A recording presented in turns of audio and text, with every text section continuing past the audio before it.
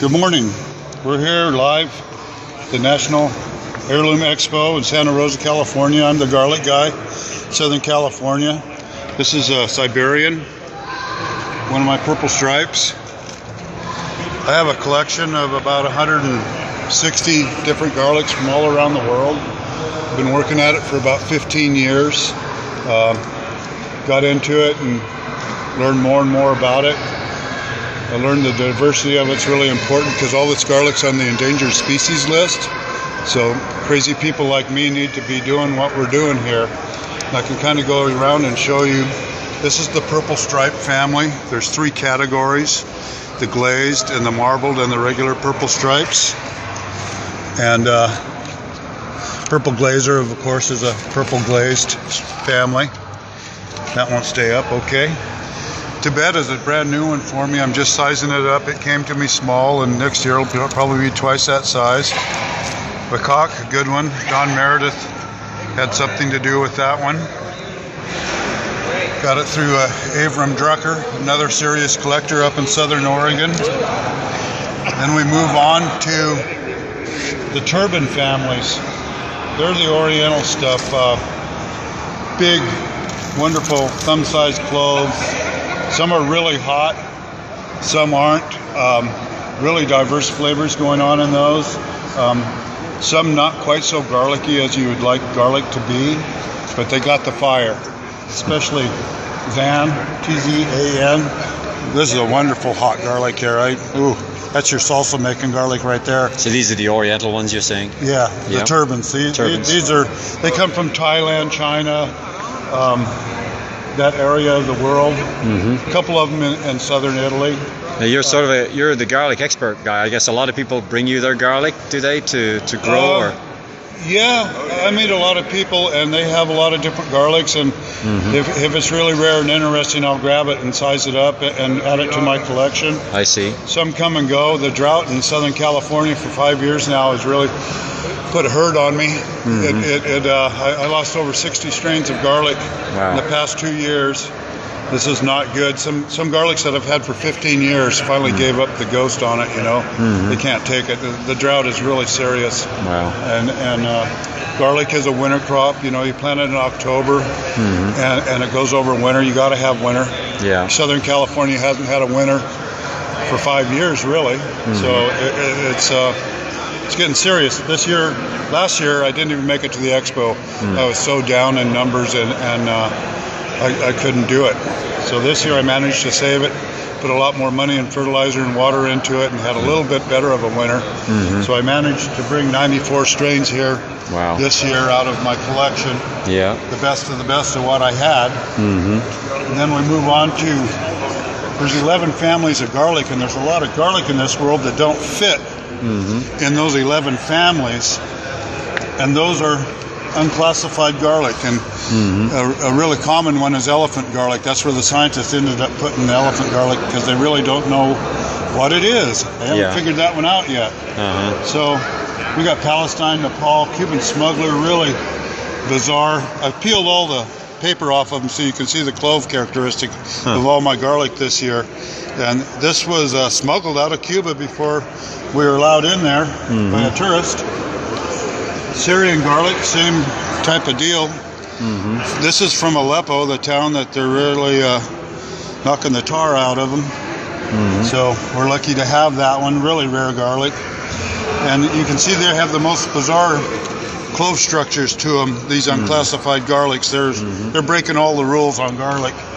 Like this one has a bulb growing up the stem, our Texas rose. This I got from a native here in Napa, Roger Adams. Good man. I haven't seen him yet this year, but I'm doing well with Texas Rose. A lot of people love it. It's a subtle garlic, not too much heat.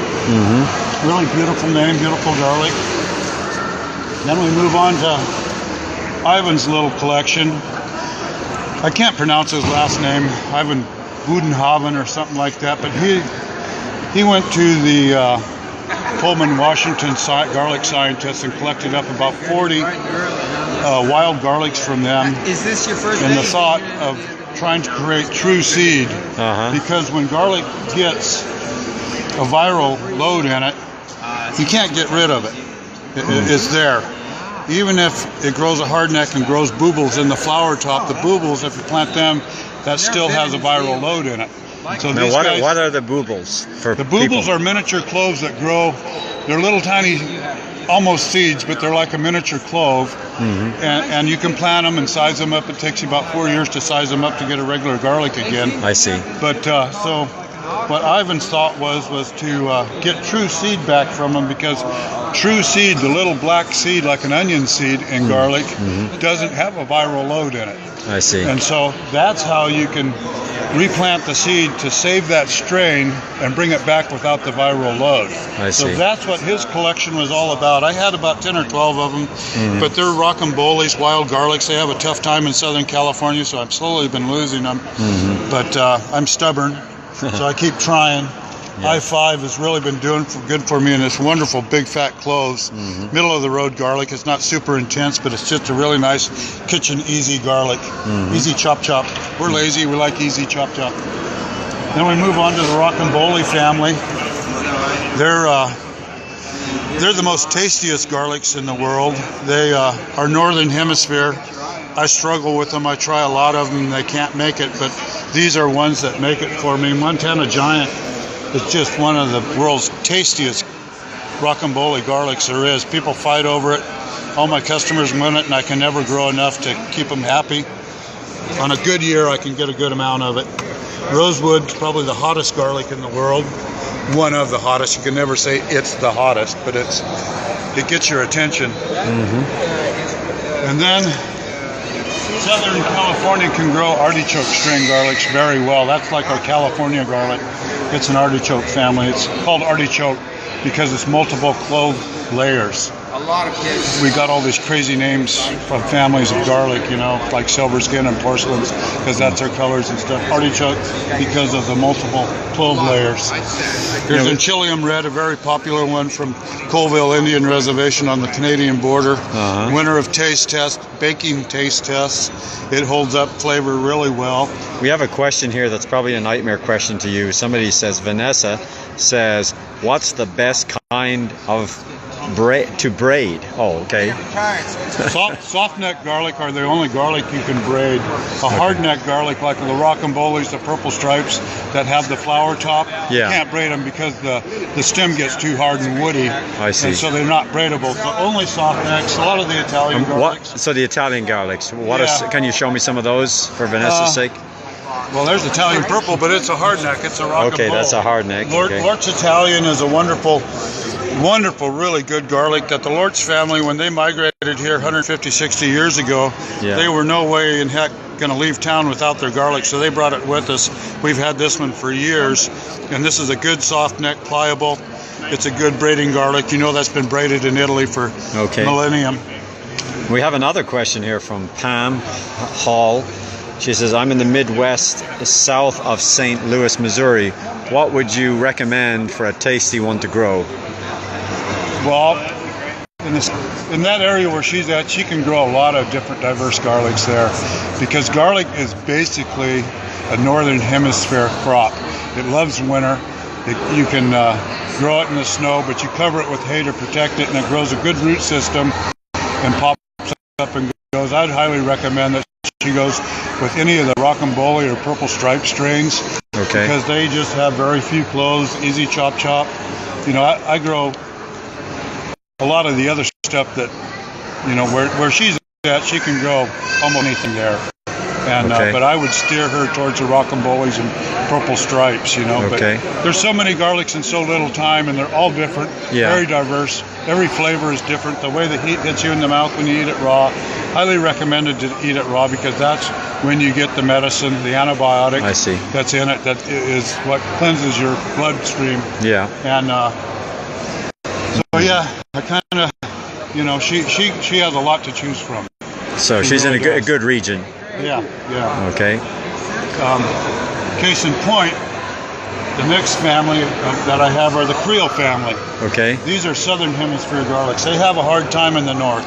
They don't really like that snowpack and stuff. And these are the rarest, toughest garlics to grow. Beautiful. And even in the drought, I've been having a hard time. Spanish Murata and Spanish Minati are two of my favorite favorites. They really get your attention when you eat them raw. They light your fire. And they're long storing garlic. These are the longest storing garlic in the world. These can go 12 to 14 months easy. And you know, as long as you store them in the correct way of storing garlic, you know, out of the sun, in a nice root cellar, keep them cool, no humidity. Never ever store garlic in a refrigerator. Too much moisture going on there, you'll ruin it. It can go south in a heartbeat.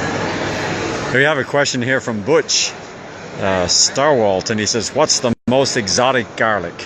The most exotic garlics in my eyes that I've found are the unclassified garlics. Okay. They got a lot going on, and there are a lot of them. The scientists over the years have done the DNA test on all our garlics and gave them an accession number. And that accession number is with every garlic now. So now we can't lose our garlic anymore because they can always check the DNA on a garlic and compare it to that number, that accession number. And so I have a lot of unclassified garlics. I got about 25 of them maybe. And I've lost a few, you know, they're tough. But it's funny, in my California drought, they've came through really strong. They're bulletproof. Wow. I don't get it. I don't know. So which ones again? Say that again. What's the name? Unclassified garlics. The unclassified. They're the ones that don't fit in the 11 classified families. And the last one that I have are the Asiatics. Okay. They're a subspecies of the artichoke family, just like the turbans are. And they're really, really rare. None of them look alike, like the artichokes or the creoles. They all look alike, very similar. But these are all very diverse. And they're really a tough one to figure out in the DNA testing. Like the Japanese, that came from, it's a dud. Singing Falls has a wonderful story. I got this from Avram Drucker, a really serious collector in Oregon, Tyler, Oregon. His website is Garlicana. Giving him a good plug right here. He's a great man, great collector. He studies garlic and the ethnic of where they came from. But this particular garlic, an old man had a ranch in southern Oregon, and in the early 70s he passed away, and his ranch went fallow. And it was there for like 30 years, just fallow. He had no kin to take it over, nothing like that. And I guess finally... Okay, you're back on. Sorry about that, folks. We got a little bit of a connection break, a weak connection here. So going back on the Singing Falls, this old man had it. He died. Real estate man came back 30 years later, I believe is the story. Bought the property, cleaning up the property. He found this wild garlic growing there, so he had the brains to go to the garlic man in his neighborhood and bring him in. And they dug this up, and Avram, I believe with the help of Don Meredith, they figured out and ID'd what this is. And it is an Asiatic strain. I don't believe they've done the DNA on it, so we don't really know. But they named it after the Indian waterfalls in the neighborhood, Singing Falls. So this is added to our collection now of all the garlic collectors. Really a nice Asiatic garlic, really durable, tough garlic, pretty tasty, pretty warm. And so why do you recommend people eat garlic and grow garlic? I mean, what's your passion for garlic? Well, first of all, this world only has so many garlics in it, and it's up to us to keep them alive, because once we lose a strain of garlic, it's never coming back. We got to keep this. That's why I'm crazy enough to do what I'm doing. I mean, I'm retired. It's my job now. This is what I do every day. And I got a good passion for it. It's really rewarding when you see how garlic morphs and adapts and changes to soil and climatic conditions. I've had 3 garlics in 15 years of my garlic life change and adapt to my soil conditions. So I've seen it happen. Because 10,000 years ago, we had one garlic. It was a hard-necked stripe. And if you follow the family tree back, it goes back to that one garlic. So every one of these garlics has that purple stripe DNA hardneck in it. So from stress and soil conditions, we've developed the soft neck some way, somehow. I don't really get all that, but Mother Nature's in control, not us. We just try to do our job and make it right. But, we have a question. Health aspects. Yes. There's 2 compounds in garlic, alanine and alanase, an amino acid and enzyme. And when you chop it up, it activates and it turns into allicin, which is the smell, the taste, intensity, and the antibiotic in it. And once it's in your bloodstream, it travels your bloodstream in a microsecond and starts killing the pathogens in your body.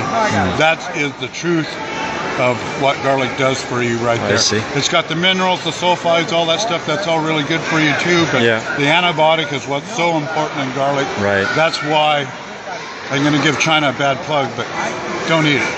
Bad stuff. I think everybody in this heirloom festival is starting to understand that, that a lot of the food in this world is really being compromised. Right. And we really got to step up to the plate and wake up. Because real food is what's going to save you, not fake food, not stuff that man has manipulated and poisoned. And they bleach it at Long Beach when it comes in here. They irradiate it. The irradiation kills the enzyme and the amino acid in it, so you can never get the flavor out of it or the medicine out of it. Everybody thinks they're eating garlic for their health. Well, you better start growing your own, so you got you know what you got. And so if people want to talk to you, they can come to the Sonoma County Fairgrounds. This is our last day, Santa Rosa, California. If you're in the area, please come. And also, if they want to contact you or know more about what you do, how do they do that? You got a number or email or website? I have I've gone through a little tragedy in my life, and I'm down to a cell phone, and I take texting. Okay. And that's 805-448-1140. And I love to help folks out. Let's say that again.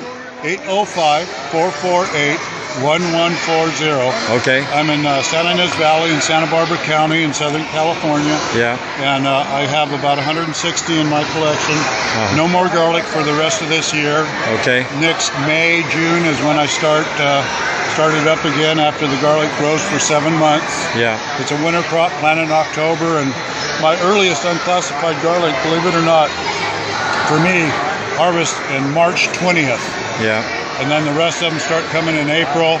The Texas Rose, the Nepal, the Palestine, all those wild, crazy garlics. And then slowly, all the regular artichokes start being done, and the purple stripes are done. And we have some questions rolling in here, and I better grab them here. Somebody says, what is the hottest garlic? Well, like I said, the rosewood is, a lot of people claim it is the hottest, but everybody's palate is different. But, there's a lot that really make you do the garlic dance when you eat it raw, The Benati and the Murata and the Creole family are really hot too. I found, I taste a lot of different kinds of garlic, and I found there's two things going on with the heat of garlic. You either get a really good burn, or you get a sting like there's a bumblebee in your mouth, stinging your mouth. And in particular, this new one I got this last year, it's called Old Yeller. It's an artichoke family garlic, and that one will sting you like a bumblebee.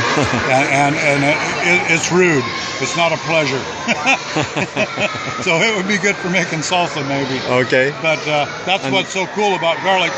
Is that no two alike? Is that relate to the medicinal properties when they're really? Yeah, they pretty much say the hotter the garlic, the more allicin it is, and the stronger the medicine is.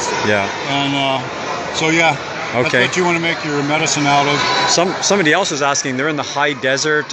What would you recommend for an area like that, hot and dry, I guess, cool in the night? Well, the unclassifieds come from, Iran and places like that, which is deserty. So you might want to look into Garlic Hannah's unclassified. He probably still has a lot of garlic for sale. Because he's up by Grants Pass, and his garlic harvests later than mine, so he sells it later than me. And he has a lot of those kind of unclassified garlics. The Palestinian, the Cordova, the Cuban smuggler. The Nepal is a really good one. I really like Nepal. It can be a quarter-pound garlic. It's huge if it likes you. And so those are the kind I would try if I lived in the desert, because they come from a desert-type environment. What about New Hampshire? You're in the belt for the porcelains and the rocambolies, which is lucky, because they only have 4 to 5 big fat cloves in them, and they do grow a lot longer. You don't get your harvest until June and July in that part of the world. But unlike me, where I get really early harvest. But it all has. I live in a Mediterranean climate, so it's totally different there for growing garlic. You know. And we have another question from Vanessa, and she wants to know what kind of soil is the best for growing garlic. Sandy loam. Sandy loam. Sandy loam with a lot of compost. The more you put into it, the more you're going to get back out of your garlic. I use a lot of bat guano, which is becoming very unethical. Seabird guano probably too, but all those kind of things are really good. Fish run through a bird, you know. That's really, I've had my best crops with that. Yeah. But garlic is a very, very heavy feeder. You can aerial spray it with a Hudson sprayer with fish emulsion. Yeah. About 3 times during the course of its life. You got to feed it for all those months prior to bulbing, because once it sets and it's going to bulb up in the last month of its life, no more fertilizer, no more water. It's done. You cannot do anything more for it. It is now going to do what it's going to do with what you gave it. Okay. So, I have one more question. Best variety for North Texas? Good question. You can grow a lot. I have a friend down there, Bob Anderson, down in Banks, Texas. He grew a lot of garlic there, but he's told me the horror stories of locusts coming in and just wiping out his whole crop and stuff. So you got problems in Texas. It's harsh environment there. But he grew a lot of garlic there. He grew a lot of the Creole family garlic there, and a lot of the artichoke family. Yeah.